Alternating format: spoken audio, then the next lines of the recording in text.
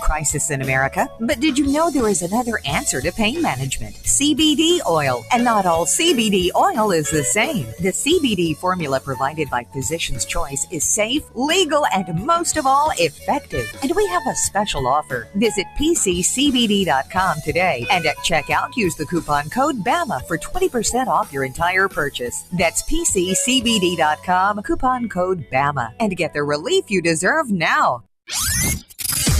Get your college football fix all year long on the Chuck Oliver Show.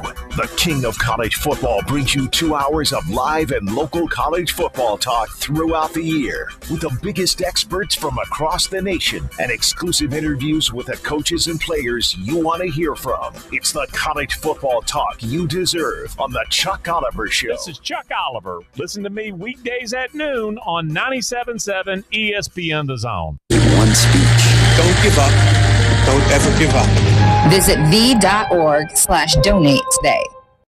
What's Derek about? What's he really like? My parents did a great job saying, you're going to deal with racism. I was the one that'd be like, who are you looking at? This is Paul Feinbaum. That'll do it for me today. Coming up next, The Drive with Wes Neighbors and Steve Moulton on 97.7 ESPN, The Zone. This hour is brought to you by Woody Anderson Ford, Alabama's F-150 Superstore. Welcome to The Drive with Wes Neighbors and Steve Moulton. Call into the Neighbors Wealth Management Hotline, 256-576-4977. That's how I roll. And I'm not going to drink and drive anymore. That's 256-576-4977. Now, here's Wes and Steve.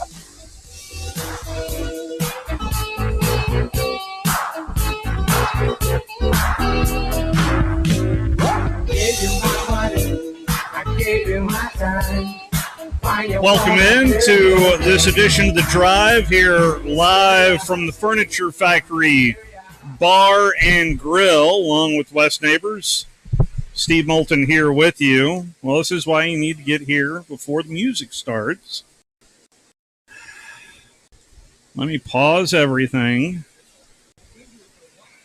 Been here for a while. Just been talking to people. Yeah. And have to talk to the crowd. How you doing? Doing great. How are you doing? I'm good. On the fly here momentarily. And Miss Ginger here, talking to Miss Ginger. And, that's right. Dan, Miss Ginger's a little gimpy right now, but she got a little scooter. And that's right. She's doing better. Good to see her out and about again. So coming up on the program today, my apologies. This is what happens when you get text messages right at the start of the show.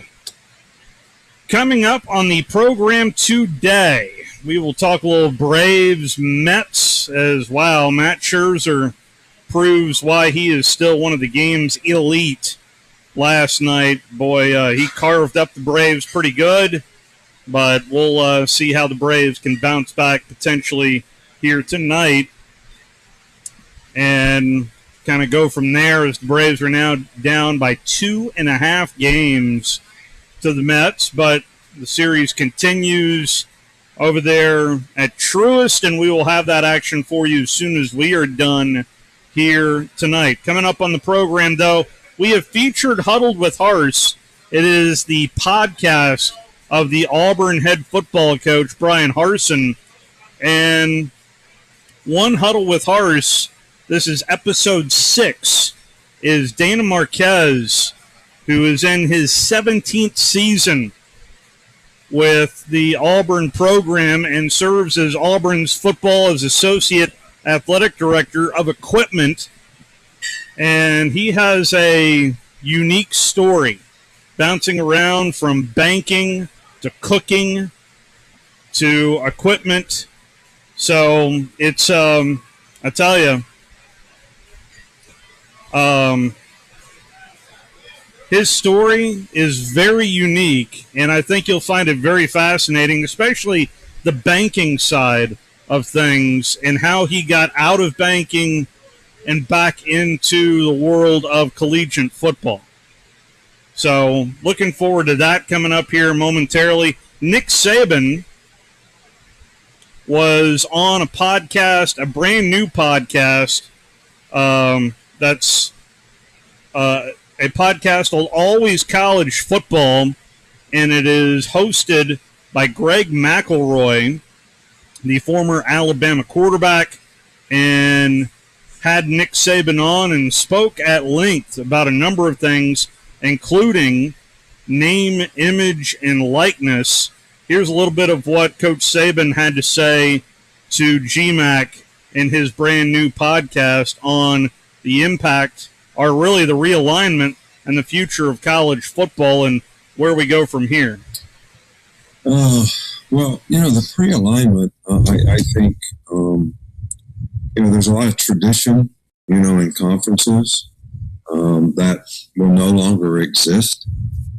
And I think we've gone through that to some degree in the past. The Oklahoma-Nebraska game used to be a big game, and they've not been in the same conference for quite some time now and quit playing each other. So that's something, but I think we're going to deal with it in, a greater capacity than ever before, because I think mega conferences are probably here to stay.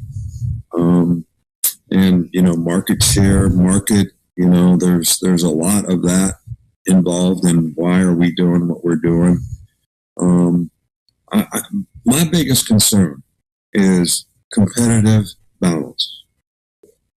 The NFL, which I was involved in for 8 years, every rule that they have is to create competitive balance. And if they could have every team go 8-8, all right, so at the end of the season, every team was playing their last game to get in the playoffs, they would be ecstatic. All right, because how much fan interest does that create? How much TV ratings and all the things that go into all these things does that create? We don't have any guardrails on what we're doing right now. All right, so we have no restrictions on who can do what. Some people are going to be capable of doing certain things. Other people are not going to be capable. But the bottom line is we'll lose competitive balance, which everything we've always done in college football is to maintain competitive balance. Same scholarship. Everybody had to play by the same rules, and whether it was recruiting or whatever. All right, so right now that's not how it is. All right, so if that's the case, you're going to create more haves and more have-nots. Therefore, there'll be less good games. One of my biggest concerns about college football is attendance has gradually fallen off. And I think one of the reasons for that is the quality of games. I mean, we probably play 3 or 4 games every year. Our fans don't really care about coming to see. Well, I don't really want to play any games that our fans don't want to come and see. But based on how the culture of college football is set up, largely because of bowl games and eligibility for bowl games as the result of this, nobody wants to play more games. They want to play games and make sure they can win 6 so they can go to a bowl game. That's not necessarily the standard that we live by here, but still, it's hard to get people to play these games. And even in the SEC, with the new alignment coming up in 24 or whenever, we're going to play 9 games or 8 games. I'm for playing 9. I was for playing 9 5 years ago, and there was no support for it. I even brought up, should we play 10? Now. All right, because we played 10 one year, all right, because of COVID, and we didn't play any games that people weren't interested in coming to see. Every game was an SEC game. Every game in the NFL is an NFL game. And they have competitive balance. Like 70% of the games in the NFL, I don't know if this is a current stat, but in the old days when I was in the league, were decided by a touchdown or less. Yeah. That creates a lot of fan interest. It creates, I don't know. I'm crazy, I know, but and anyway, but that's my biggest concern about where we're heading in college football is will we affect the competitive balance, right, of the haves and the have-nots. And we're one of the haves. Yeah. So, but that's not good for college football. That is Nick Saban with Greg McElroy on the podcast Always College Football. Serious concerns and a serious thought. We have definitely gone through that trial run of playing 10 games in a given year, all conference games, albeit COVID. And there was there for a minute that at least if the Big Ten had their way, we wouldn't have college football in 2020. But nonetheless, Greg Sankey persevered and listened to the right folks, and we had a 10-game season. Well, I just remember all the outrage when Oklahoma and Texas came to the SEC, and I don't hear the outrage anymore when the USC and UCLA go to the Big Ten. I don't think you ought to be outraged. I didn't never get the first outrage, but there's so much going on. Every day is different. The Pac-12 sunk their ship when they canceled the 12-game team playoff, which they're the ones that did it. And you just see this ever-changing chess game, and some people are losing their pieces, and other people that are getting them. And I think the SEC still stands pretty big. I don't want to see though all these mega conferences. I don't want to see that. I don't. I think the effects of it are going to be huge. I don't think the amount of people will be playing football 10 years from now that are playing now because of it in college, and I think that's wrong. But I do think there's going to be something done about it. So hopefully that'll be soon. And I do think that Congress is going to step in and get something done from what I'm being told. So hopefully we'll have more on that in the coming weeks. Not today. Yeah, well, not today. Not today. In the coming weeks. Coming up later on in the program, Richard Cross, as we continue to preview the previews. In hour number 2, we'll also get you ready for Braves and Mets tonight. Spencer Strider is on the mound tonight for the Atlanta Braves as they look to bounce back. It'll be David Peterson on the hill for the Mets. Peterson 5-1 with a 3.48 ERA. Spencer Strider 4-2 with a 2.60 ERA. And I guess the better news is that Max Scherzer is not pitching tonight for the Mets. It was really impressive. I don't know if you watched any of last night's game, but there was just something really neat about seeing someone that is just at the top of their craft, and there's no doubt that he is. And boy, if you're a Detroit Tiger fan, it's a shame Wolverine Dan's still not back here. To think about 2014 and a staff that had Justin Verlander and Max Scherzer on the Detroit Tigers. And now they don't. No, they most certainly do not. When's the last time the Tigers were relevant? It's been a while. If you'd like to be a part of the program, you can certainly do so. Download our app. Just search 977 ESPN in your Google Marketplace or your Apple Store, and whatever device that you may have. It is just that simple.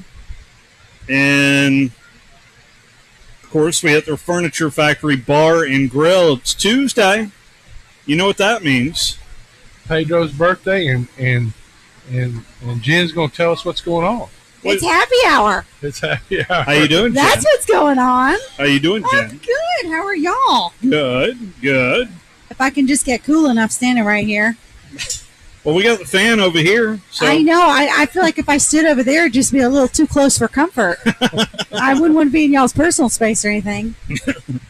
Never. How are y'all today? I'm good. Good. It feels good back here. Well, I'm glad you're comfortable. You got enough fans on them. I haven't had enough tequila yet to feel comfortable. You know, we have a reunion coming up just for you. I know it. Are you coming? Yes, I am coming. Are you going to wear a name tag? Are you coming to your own reunion? Yeah, I'll have to. Some of the people haven't seen it in a long time. Well, it's my 15-year reunion. 15? That doesn't sound very much. Not enough, right? I'm going to come up with a special signature drink just for y'all. Oh, you are? Well, I heard your like colors are red. Red and blue. Mm-hmm. Yeah. Mm-hmm. You like that idea? Yeah, sure. It won't be a Paloma. I'm just saying. That's good, I guess. Okay. Been there, done that. I'm just going to surprise you. Does that sound good? Yes, it does. Yes. Well, we got that at the Haven tonight. Or no, that's Saturday. Friday night. I got to get my nights mixed up. I'm just. It's Tuesday. I know it's Tuesday. I know. Yesterday was Monday. So my crew was here today, though, right? Which ones? The ones from the committee. Oh, yes. Yeah. Oh, they're wonderful. One of them just walked in, and she looked like she'd been here for a while. Oh, she's beautiful. We had such a good time. We were trying to think, how do you make a reunion not feel awkward? Yeah, some of them are. So I remember we had ours here, I guess 5 years ago. Maybe it was 10 years ago. I can't remember. And the Friday night was awesome here. We just had it in the bar in there. Mm-hmm. But the next night it was really awkward. I don't know why. You'd already met everybody and got all talked out? Yeah. I mean, you know. See, I don't like that. I don't like that at all. But we're going to have music. We're going to make sure there's lots of good food. I planned a menu just for y'all. Good food and, of course, great drinks. You know, if you have a couple, then it really doesn't matter. That's right. Yeah. Everybody looks great. That's right. Younger. You know, everybody you talk to looks beautiful. That's right. Nobody has wrinkles or gray hair. That'll be hard to do with this crowd coming. Well, they're awful old. I'm just saying. That's what's coming up this weekend. Beats alternative, though, yeah. Looking forward to it. Yes, and then Saturday. So what's the band Friday night? Oh, the band. Let's see. That's a good one. It's hard to pronounce. It's the Tuckahoe Travelers. You ever heard of them? No, but that don't mean anything. Me neither. But I heard that they're local from Gadsden and that they kind of do country rock. That sounds good. I like local bands, you know? It's great to have little local bands. So Absolutely. We got them on Friday. So if you get bored with all these people and they kind of get to looking ugly, you just march right on over. Did I see the Prince? Yes, it's on the calendar. First weekend in August. There you go. How cool is that? I know. People better get their tables. That's our most sold out show. That's in August. Mm-hmm. Is that first weekend? Yes, and tables, villas, they all go so fast. So, yes, that's coming up. Go ahead and plan ahead. Yes, for that one. And then this Saturday, we've got the Hank Williams Jr. concert. Now, for those that went to the concert last weekend, you know, tribute bands are great. Mm-hmm. I suppose seeing the real thing is the best thing. But a tribute band is about the next best thing, and we are a heck of a lot cheaper than they were. How's that? Does that sound good? And the drinks, I know our drinks are cheaper and better. How's that? There's no question about that. There you go.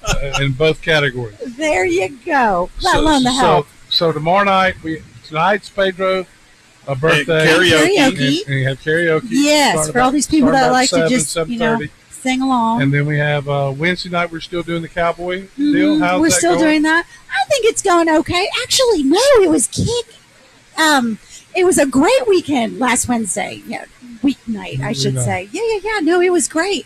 I want to say it was our biggest weeknight we had for a Wednesday. Oh, wow. And you know how sometimes midweek it kind of gets like, yeah, I know it. Not last week. It was a great turnout. We had a great show.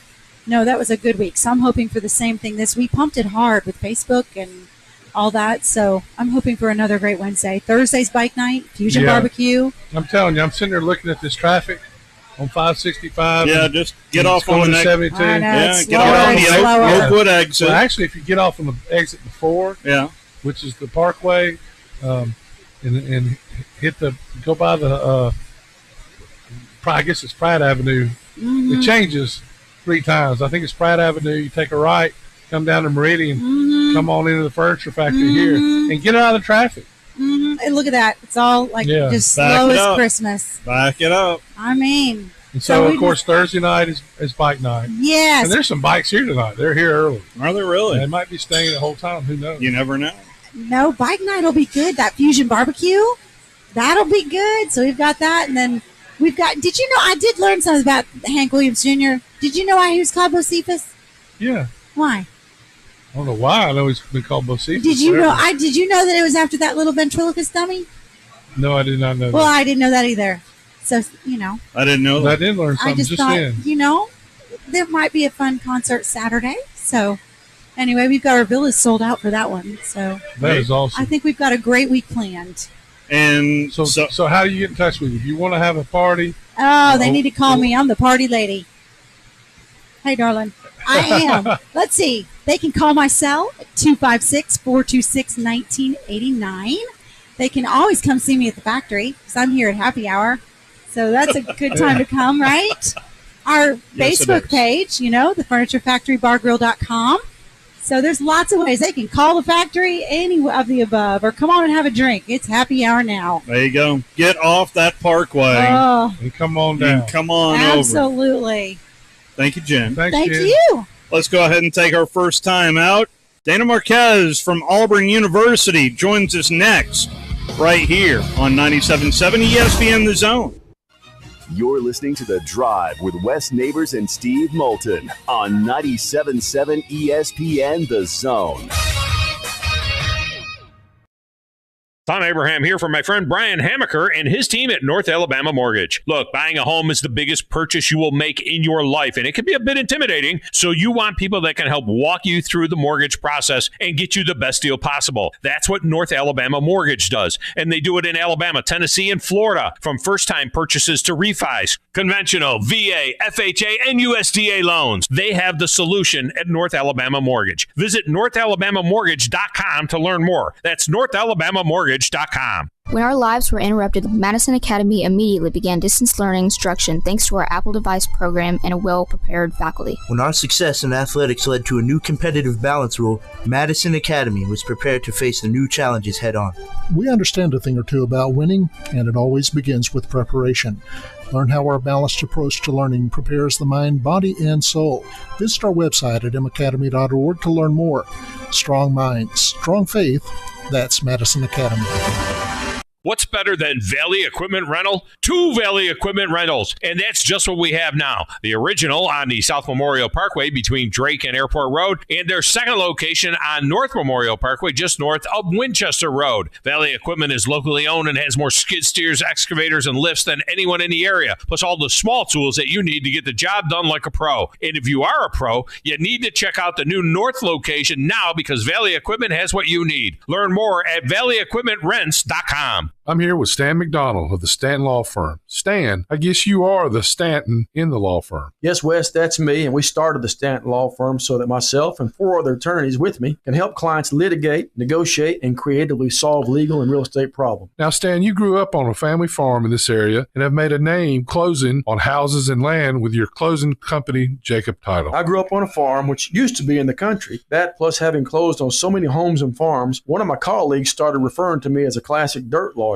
Now, I didn't know how to take that at first, that tag, but I realized that's exactly what I do and what I am. Dan, I know the attorneys at Stanton Law Firm are regular listeners, and we plan to have you on periodically. You and I have seen have impacted this community. Stay tuned, and you may hear about friends like Steve Booker, Clarence Johnson, Thomas Boyd, and even a few of those offensive line hogs like Hoss Johnson, and maybe you remember some other of those guys too. I remember Clarence Johnson. He beat us one year. He was unbelievable. No representation is made that the quality of legal services to be performed is greater than the quality of legal services performed by other lawyers. SportsMed is the official team physicians of the Rocket City Trash Pandas, and if the pros trust SportsMed, you can too.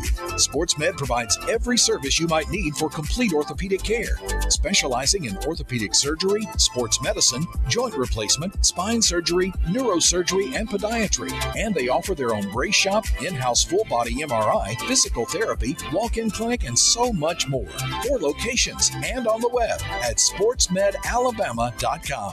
Tired of the same old menu options everywhere you go? Then you need to try Metro Diner in Huntsville and Madison. The award-winning Metro Diner serves up signature dishes like their Charleston shrimp and grits, famous fried chicken and waffles with strawberry butter, and lots more. Their entire menu is available anytime, breakfast, lunch, or dinner. And stop by for brunch on Saturday or Sunday and enjoy the lowest price mimosas in town. Airport Road, Huntsville, and Highway 72 in Madison. In diner or at home, make it Metro Diner.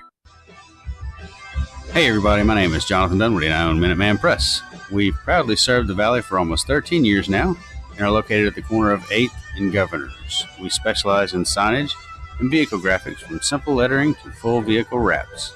Our wide format department is very detail oriented and we pride ourselves in providing high quality print and install. Let us make your vehicle a rolling billboard to help your business grow for years to come. Minuteman Press, we're not just putting ink on paper, we're building relationships. This segment of The Drive is brought to you by Woody Anderson Ford, located online at WoodyAndersonFord.com with 2 locations, Hughes Road in Madison and Jordan Lane in Huntsville.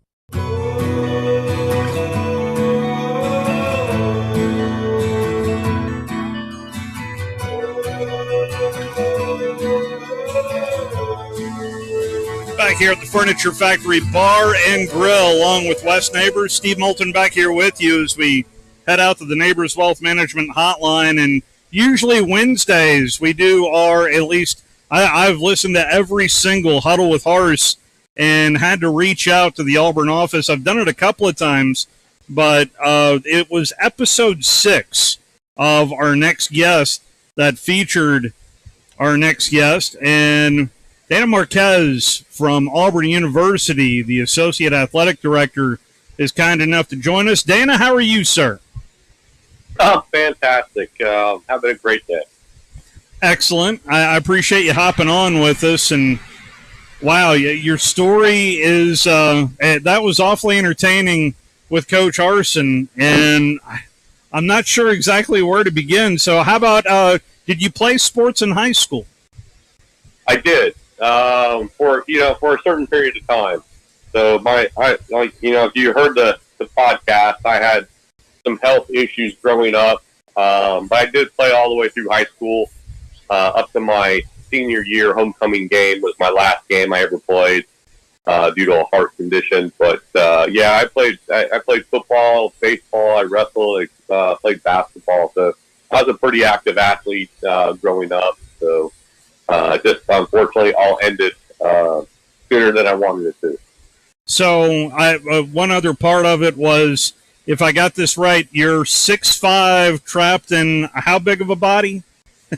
Yeah. It's kind of comical. When you deal with athletes that are 6'6", 6'5", 6'4", it's kind of nice to think yourself that way. So I'm 6'5" on the inside, but I'm 5'7" on the outside.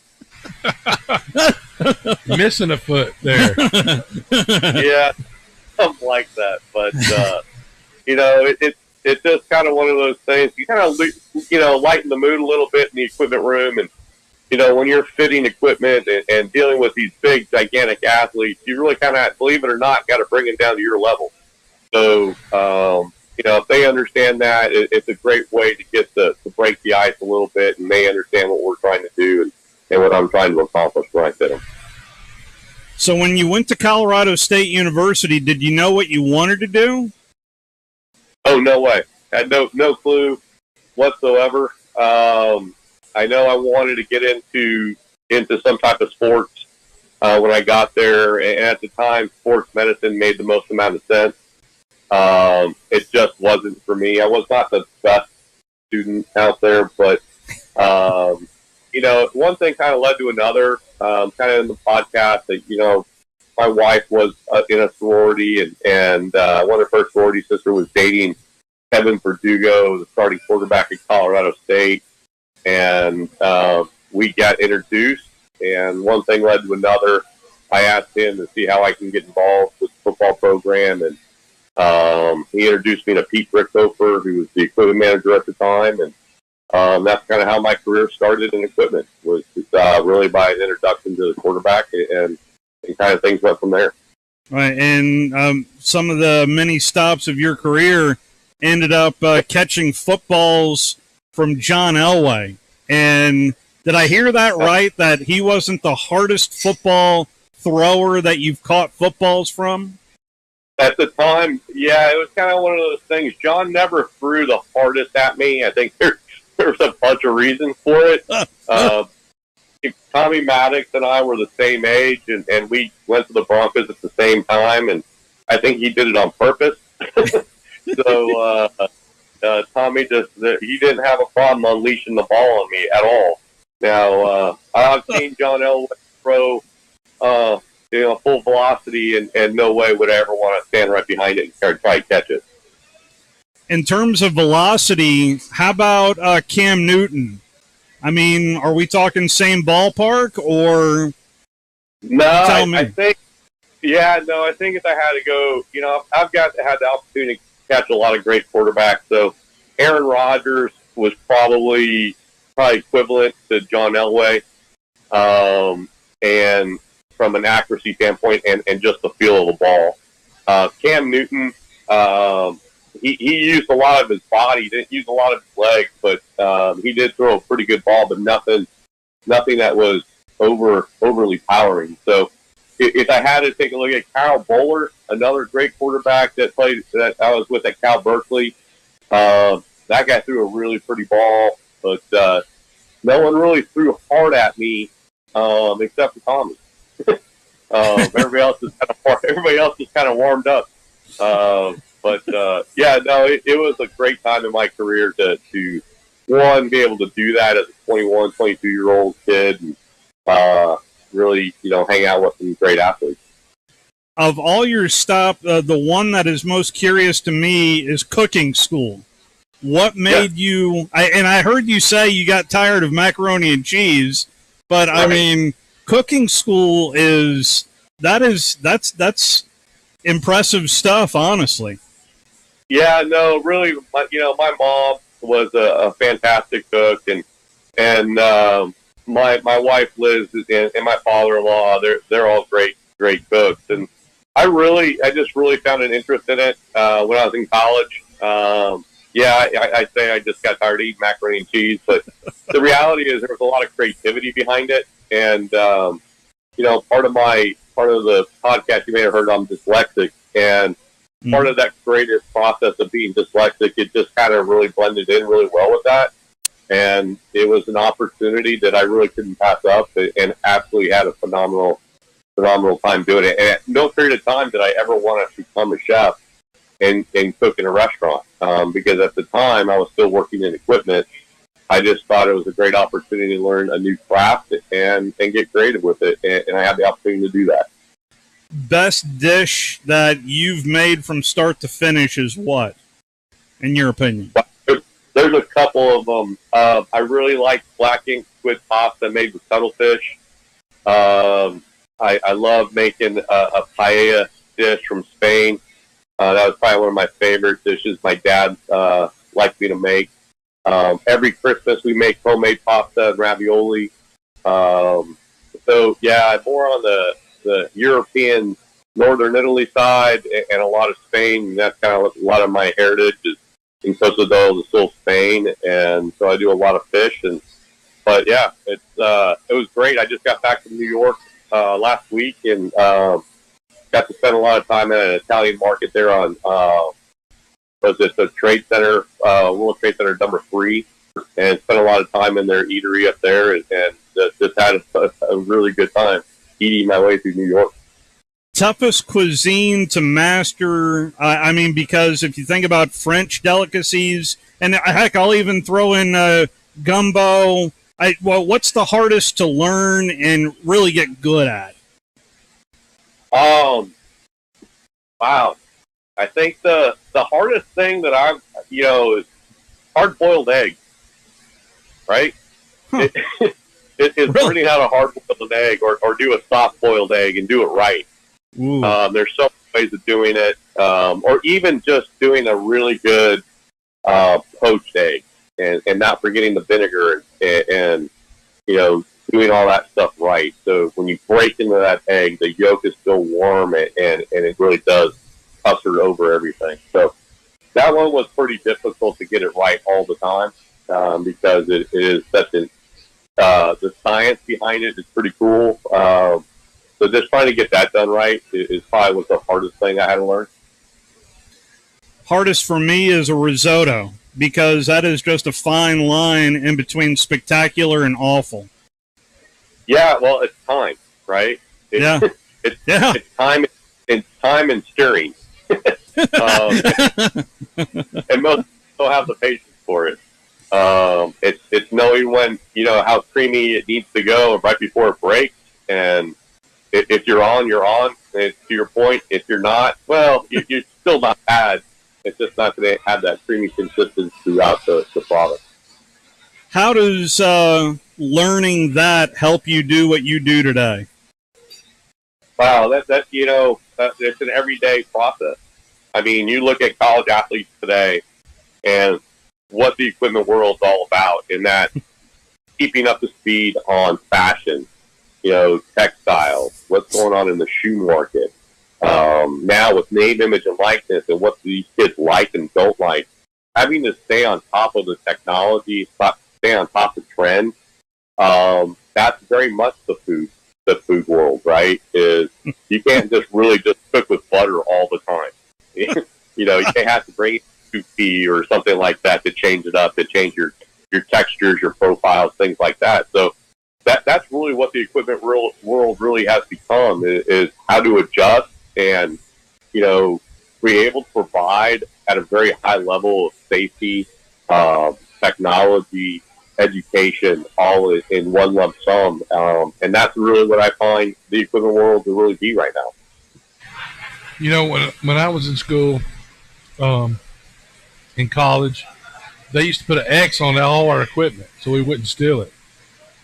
How much equipment y'all give away? Probably more than we had, right? There's no times doubt. have changed. Yeah, so this is something that we're building that new football facility at Auburn, and one of the newest things that no one really knows about quite yet, so you guys get to be the first of its kind. We're designing a brand new inventory system working off an RFID system, where our student athletes now will have an app on their phone. So before they even come to the equipment room, they can actually get on their app, request their equipment that they need for the day, and they'll be waiting for them in their locker. So it does two things. One, it speeds up and expedites the issue process, and it already takes care of the inventory process on their end as well. So it's like going to Chick-fil-A and wanting to order a sandwich. You can do that on your phone. We're going to do the same type of thing here at Auburn. So, but you can, you don't have to turn in your stuff every day, right? I mean, you can keep whatever you want nowadays, right? Yeah, these guys pretty much get whatever they need to participate in that practice, right? These guys are pretty good. I mean, they're really the high end thing probably for you guys back when they were socks, right? So everybody needs socks every single day, it seems like. But yeah, these guys do a really good job. Each athlete has a certain loop to do for a certain thing for that day. If we're lifting on a Monday, it's a blue loop. If it's a Tuesday, it's an orange loop. If we're doing something else, it's a yellow loop. So these guys have gear coming through them all day, every day, depending on the event that they have to participate in that afternoon. So how many shoes per person, I mean, like cleats, I guess, do you go through every year? Well, this is going to be, give or take, right when we start fall camp, each player will be issued two pairs of cleats. And they'll go through those two pairs of cleats probably in the first 3 weeks of practice before they'll break down and need to give another pair. So depending on the position, they'll go anywhere between 15 to 20 pairs of cleats in a season. So I wore the same pair of cleats for the whole year, every practice. I mean, seriously. Don't do that. Yeah. Don't do that. But if it rained, they give us rain cleats. And I swear, on my rain cleats, and I played 20 years after he was there, they had Joe Namath's name on the rain cleats. Hey, you should have kept those. Yeah, right? Yeah. At the time, worth a little you money. couldn't keep anything. Right. They'd run you down. Right. No, the world, like I said, it's changed. The technology has changed. Like back in the day, we would give you a pair of shoes, and you would just go out and run in them and break them in, get blisters and all that. We now have steam machines, so our athletes get a shoe, we fit them. They're 3D mapped for their foot, so we know exactly what type of shoe they're wearing, how the fit will work. And then we put it in a steam machine, which steams the leather for the last of the shoe, so these guys never have to break anything in. There you go. They didn't have that either. So that's the reason we wanted to wear the same shoes. We didn't want to break another pair in. That's a fact. Like offensive line, that's the worst thing for them to do is break in a pair of cleats, and you want to make that easier for these guys every year. And then the technology, like I said, is just changed. That's incredible. Those cleats are hard on your puppies. What went into the creation of helmetfitting.com? Wow. I mean, that's what I do for a living, right? I think in 2015, I was honored by winning the Maxwell Award. And, Ron Jaworski asked me at dinner one night, he goes, how come we don't do a better job of educating parents and high school coaches and youth how to use the equipment correctly? And I kind of took that information and kind of ran with it. And my wife, Liz, is a retired teacher. And we just sat down one night and I said, I think this is a good idea. Let's really try to put this together. So I got with the AEMA, which is the Athletic Equipment Managers Association, which is our national office on how we get our certifications as equipment people.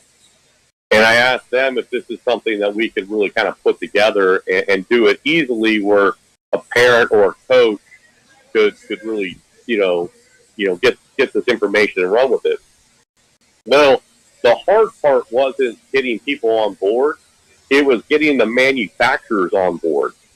So Rydell wasn't really willing to give me information if Schutt was involved. And Schutt wasn't really going to give me information if Zenith was involved. And so helmetfitting.com, and just because I sit on the advisory boards of a lot of these companies, I'm like, look, if the idea is at the time in 2015, you guys know this, that the participation rate in impact sports is plummeting. And that's really what I sold the manufacturers on, is that, hey, look, we need to get the numbers back up, and we need to educate parents and coaches that you can play an impact sport safely if you just educate yourself correctly. And kind of one thing led to another. It took me about a year, but we have Rydell, Schutt, Vices, Zenith, Light Helmet, Douglas shoulder pads, X-Tech, things like that, all on one website where you can really just dive into all their content using their manufacturer guidelines. And then my wife, being the teacher, she actually put a certification test together so you can get your E-certification on how to properly fit equipment. And that's really kind of where it started. Is that, what was my legacy going to be in equipment? And that's really where I wanted to drive it, was to educate people on my passion. And my passion is to watch, kids get, 17, 18 years old and have that opportunity to play in the NFL. And if I can help in that way, that's really where I think the equipment world really kind of took it. So that's how helmetfitting.com really started. So, do they still categorize helmets by color? No, we haven't done that in about 2 decades. I think, what was the biggest helmet, though? You remember? Was it a blue dot or red dot? What? You got the red dot, right? So you had red dot. That's what I was, a red dot. You had a green dot. You had a blue dot. Yeah, green. Yeah. So helmets now. Great example. So this is where the technology has shifted, right? So all of our helmets right now are 3D mapped or digitally imaged to that specific player's head.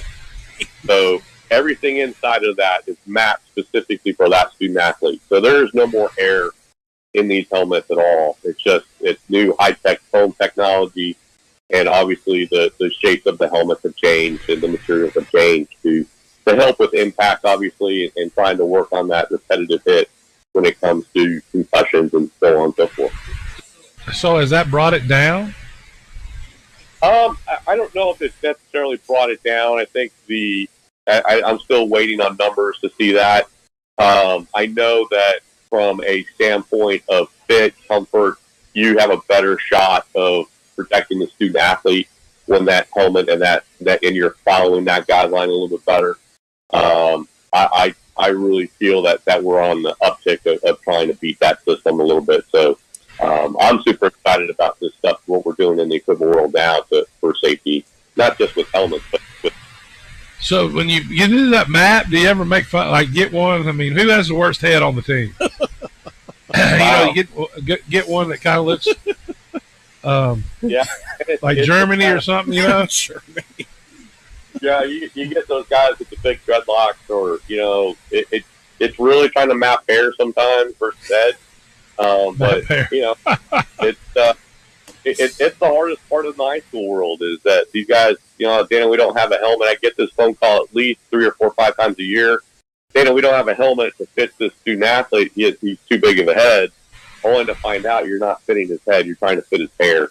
And, that really alters the fit of the helmet. And especially at the high school level, it really changes it. So that's really where the mapping technology is really come into play.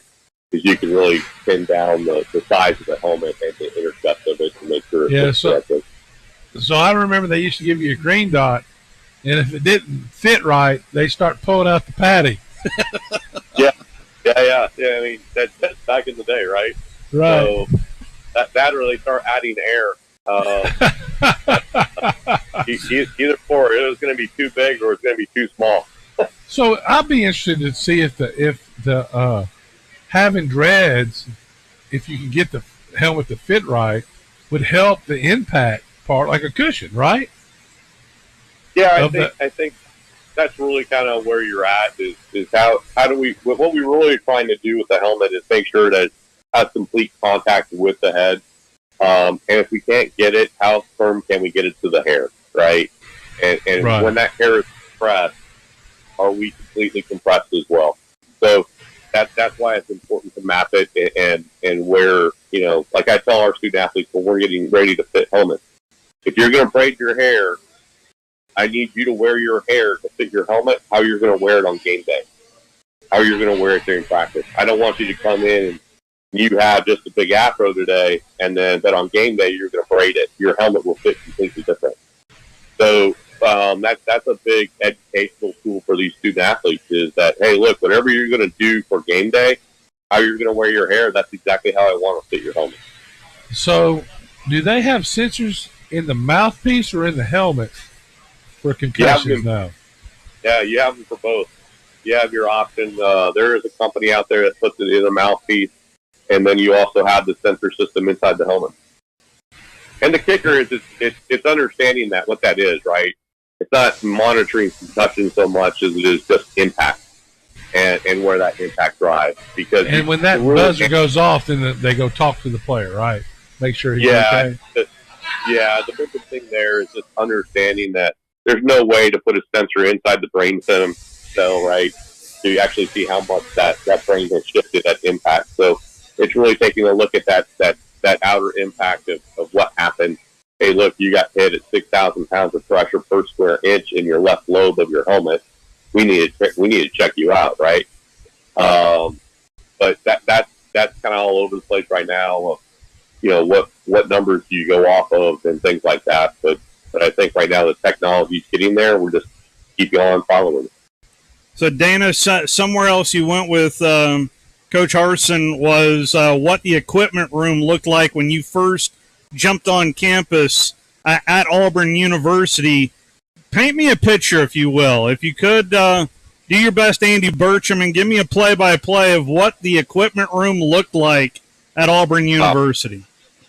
Yeah, so my first day in the equipment room, understanding I'm from California, and this is, I think this will make a clear picture of it. I've never been hunting, never really held a gun.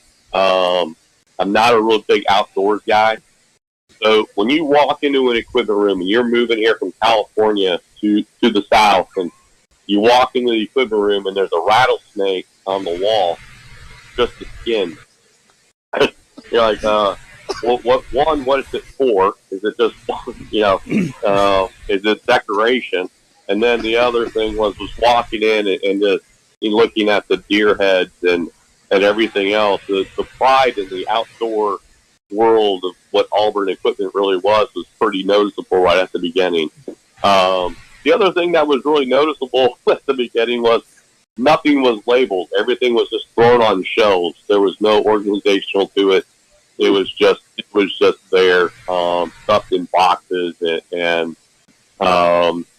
it was a sight to see the first time, and really trying to bring a sense of organization and a sense of importance to the room was a big part of my first 3 years at Auburn, and how to change the image of what we were, what we did, and how we looked. That was the first part of my implementation of equipment at Auburn. So, is the rattlesnake hanging up at your house now? No, it's actually Jim Van Zandt. Jim Van Zandt, he's an ex-military guy, and he used to go to Tuskegee a lot to do his runs in the afternoon. And every now and then he would run into a rattlesnake on his run, and he'd bring that thing back and hang it up in like chicken. I'm like, all right. But yeah, I can tell you now our equipment room doesn't look like that anymore. So what was the coolest thing you found? Did you find some old boxes that have been there lost? Yeah, I think the coolest thing I found, I was looking on how to decorate our offices and make it look more like an equipment room that I had envisioned. And I went to the university surplus, and I was looking at different cabinetry and things like that. I opened up a cabinet, and there's a helmet from 1957 inside this cabinet. Wow, and that's the year they won the national championship, too. Yeah. And I asked the guy from surplus, I'm like, whose is this? They're like, nah, it's this trash. We're getting ready to throw it away. I said, do you mind if I take the helmet? I'm like, no, absolutely not. Is it important? I'm like, well, it is to me. Ooh. And he goes, yeah, go ahead and take it. So I have a helmet from 1957 I found in a basic dresser of it in a cabinet at surplus. Wow. So that was probably the coolest thing I found.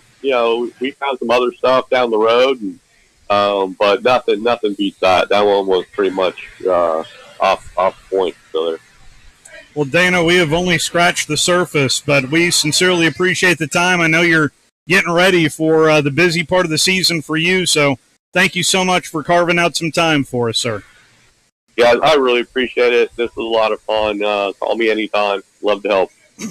Absolutely. Thank you, Dana. Dana Marquez, Associate Athletic Director and Director of Equipment Operations for Auburn University. I mean, I would invite you to tune in to Huddle with Horace, Episode 6. It's 1 hour and 15 minutes, and I mean, it is fantastic. It really is. But Coach Horace, I mean, clearly, he didn't go deeper into the cooking side like I wanted to, so that's why I went there with Dana. Anyway, Richard Cross is set to join us at the top of the next hour. Let's take our final time out here of hour number 1. We're live here at the Furniture Factory Bar and Grill. You're listening to The Drive with Wes Neighbors and Steve Moulton on 97.7 ESPN The Zone.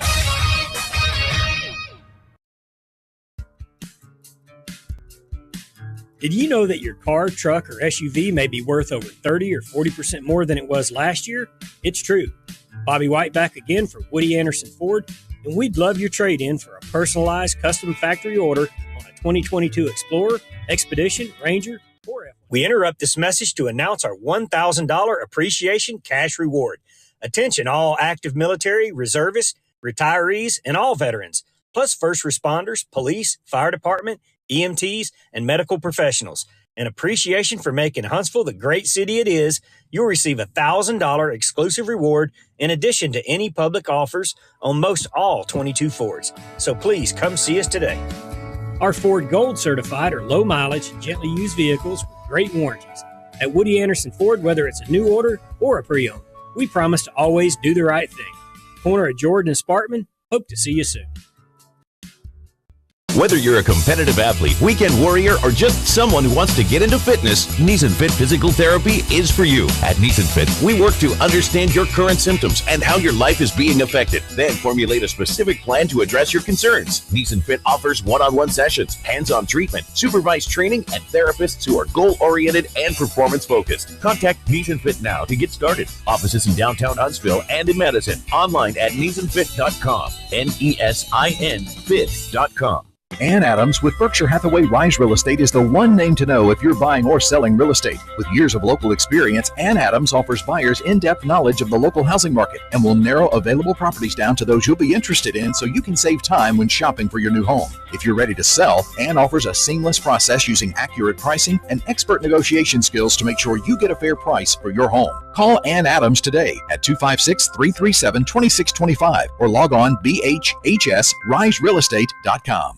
Great food and the best live entertainment is what it's all about at the Furniture Factory Bar and Grill. Head to downtown Huntsville every Tuesday for karaoke on the only outdoor karaoke stage in North Alabama. Thursday night is the Valley's longest running and biggest bike night. Food and drink specials, giveaways, and live music on the patio. And the Furniture Factory menu is fully loaded with options from steaks to salads, plus a whole lot more. Featuring a weekday happy hour that starts at 3, 619 Meridian Street, downtown Huntsville, and online at FurnitureFactoryBarGrill.com. If you're drowning in IRS debt and can't afford to pay, then you need to take advantage of special IRS tax programs that are available and free yourself from IRS collection efforts once and for all. Due to the financial hardship consumers are facing throughout the country, the Internal Revenue Service has made it easier to settle delinquent tax problems. An open phone line has been established by Community Tax for consumers to call and see if they qualify. Take down this number or store it in your cell phone, but call the Community Tax Helpline at 800-469-4689. If you owe back taxes to the IRS and cannot afford to pay them back, or even if you have years of unfiled tax returns, there's no need to fear anymore. But you have to call the Community Tax Helpline today at 800-469-4689 for the help that you need. Don't take on the IRS alone. They can attack your wages, savings, pension, home, and even your Social Security check. Call 800-469-4689 for your free consultation and to see if you qualify. That's 800-469-4689. This time of year, it's hot, but with Brooks & Collier, you can be outside and comfortable. That's why Brooks & Collier has deep discounts on a large selection of patio umbrellas, furniture, and grills. With these patio umbrellas, you're sure to have a nice, shaded spot to relax. Lucy knows the best spot is a shaded spot. So if you're looking to spruce up your backyard and make it more comfortable, visit North Alabama's indoor and outdoor living headquarters for over 75 years, 813 Meridian Street and at brooksandcollier.com. Download our app today. Just search 97.7 ESPN. It's water and dust resistant. That's 977 ESPN. We are 97.7 ESPN The Zone. And that's it.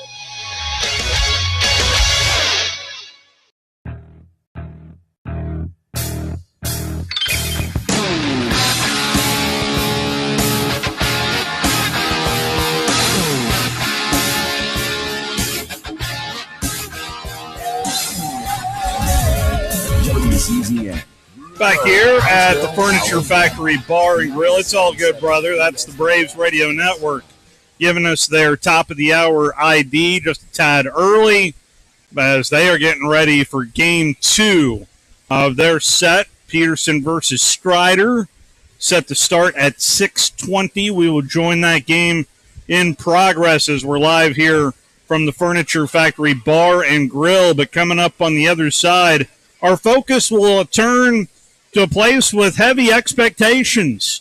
Heavy expectations, but not much turnaround, meaning 10 regular season wins for the first time in program history. I mean, heck, even Ole Miss got themselves a brand new dog in Juice Kiffin. Everything's new in Oxford, Mississippi. Not much coming back on the staff and on the team that did go for 10 wins last year under head coach Lane Kiffin, including his brother who left. But with the additions of Jackson Dart, Charlie Weiss Jr., someone we have talked quite a bit about here on this particular program due to his ties to the Alabama program and even his dad and Charlie Weiss Sr. But we'll see what's going to happen moving forward for this Ole Miss football team. And Richard Cross is set to join us on the other side of our top of the hour timeout, and then we will join the Braves Radio Network already in progress. Our previews of the preview. Next up will be the Ole Miss Land Shark Black Bear Rebels, whichever way you want to call them. They seem to be the darling, one of the darlings of SEC Media Day that is getting significant hype with not much return from last year's team that did grab those 10 regular season wins. We'll be right back.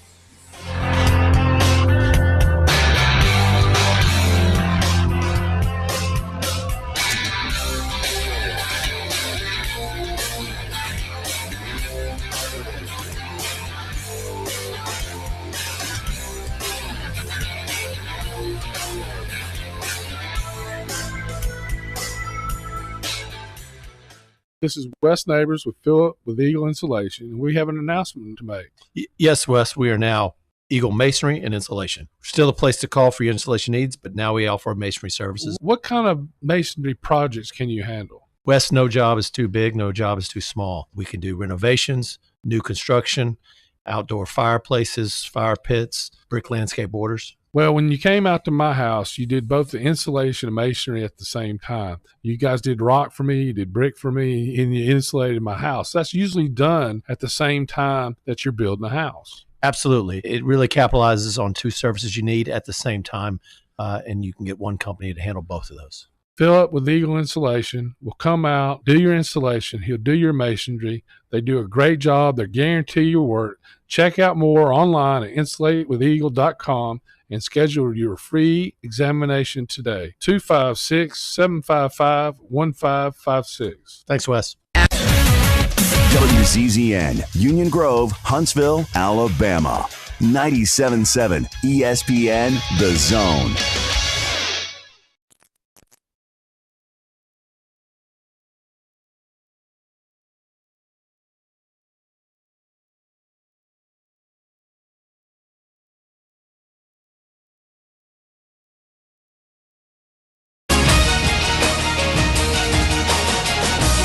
I'm Steve Lennox, Utah Jazz, willing to listen to deals involving three-time All-Star Donovan Mitchell. That from ESPN's Adrian Wojnarowski. Asking price in any deal expected to be steep. 150th Open Championship at St. Andrews underway Thursday. ESPN senior golf writer Mark Schlabach on the challenge that Tiger Woods faces this week. The biggest challenge right now is just getting his body ready to go each morning, and he did not get any help from the R&A.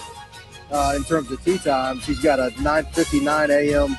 Eastern time tee time on Thursday with U.S. Open champion Matt Fitzpatrick, and Max Homa, and then he turns around on Friday, 4:58. So not a lot of recovery time there. Woods has won the Open Championship 3 times during his career. Chicago Bears have acquired N'Keal Harry from the New England Patriots for a 2024 7th-round draft pick. Harry, 33 games, 18 starts over 3 seasons with New England. That from ESPN's Field Yates. Today, baseball in Cleveland. Guardians beat the White Sox 4-1 in game number 1 of their doubleheader. Red Sox designated here JD Martinez, Marlins Garrett Cooper, and Giants pitcher Carlos Rodon all have been named for the All-Star roster. Scotty Bowman announcing today that he is no longer working with the Chicago Blackhawks organization. Bowman spending 14 years as a senior advisor. Keyshawn, J. Will, and Max. If you're Miami, you really can't do this deal. You're not going to deplete your entire roster in order to get Kevin Durant when Kevin Durant says he wants to play with Jimmy Butler. This and more. Wednesday morning at 6 Eastern on ESPN Radio and on ESPN2. 97.7 ESPN, The Zone. Welcome to The Drive with Wes Neighbors and Steve Moulton. Call into the Neighbors Wealth Management Hotline, 256-576-4977. That's how I roll. And I'm not going to drink and drive anymore. That's 256-576-4977. Now, here's Wes and Steve. Yeah, back here at the Furniture Factory Bar and Grill. Going to talk some Ole Miss football a lot has changed from last year to this year in Oxford, Mississippi, and to help us break it down, we spoke with our next guest on his way back from Omaha, in which Ole Miss captured the crown up there in baseball. They're looking for the same thing in football. As Richard Cross is kind enough to join us. How are you, sir? It's great to be with you. Getting closer to media days, which means closer to college football season. Plenty of folks still excited about the way baseball ended here in the state of Mississippi. But you get past the 4th of July, and everybody's kind of turning the page and starting to get ready for camp. I don't think we can call it fall camp. A little bit warm for that, but some excitement in the air as we get closer to the start of football season. Well, there is definitely a need of a roster and a coaching staff and maybe names to go with the headshots, because a lot has changed from last year. Yeah, and I mean, you obviously start with the quarterback spot, right? Matt Corral just absolutely carried that team a season ago. He did it with his arm. He did it with his leg. You know, he was a much more mature player, stayed out of trouble, played through some injuries along the way, and was just kind of everything that you could ask for at that quarterback spot. He gets hurt at the Sugar Bowl, so we got a little bit of a glimpse of Luke Altmaier, who played in a couple of other games during the regular season. And Altmaier was fine. I mean, he was thrust into a difficult situation. Everybody talks about Matt Corral getting hurt, but nobody really mentions some injuries on the offensive line in that Sugar Bowl that made it really, really difficult for Altmaier.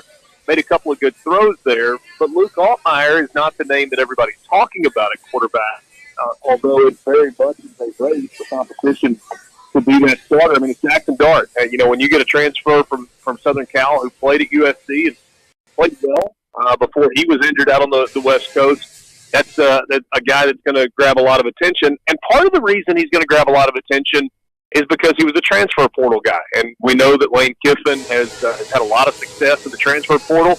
That has been a really important part of his recruiting philosophy. It's allowed Ole Miss to get some guys they might not have gotten otherwise in a traditional recruiting cycle. And so we'll see. But it is very much a battle at that position going into the start of the year. What and we know about certainly the flamboyance of Lane Kiffin, but he has embraced that Portal King role in a big way. He has, and you know, I mentioned Jackson Dart. I mean, the most talented guy probably. Well, you know, maybe there are two guys that you would point to. Michael Trigg, who we got a glimpse of in spring, is ridiculously athletic. His catch radius is off the chart. He's got the ability to kind of go up and get it fast. He's quick. He's strong. He can run. All of those things kind of rolled into the package, and yet he's a little bit raw. So we'll see what his development looks like at tight end. You know, we're a couple of years removed from Ole Miss being really, really good at the tight end position. Last year, that was not as big a part of the offense. They didn't have the same level of skill there. So Michael Trigg there is the name to watch. And then, you know, the reason I hesitated when I said most talented was because you've got Zach Evans, who has been a little mercurial. If you remember his recruitment a couple of years ago, you know, he was going to Georgia, and then he wasn't going to Georgia. And he's a five-star running back that has got all the part of the world. Transferred away from TCU. He averaged 7 yards a carry, a little better than 7 yards a carry. There's no questioning his talent. It's kind of whether he can settle into that role, stay healthy. He battled some health issues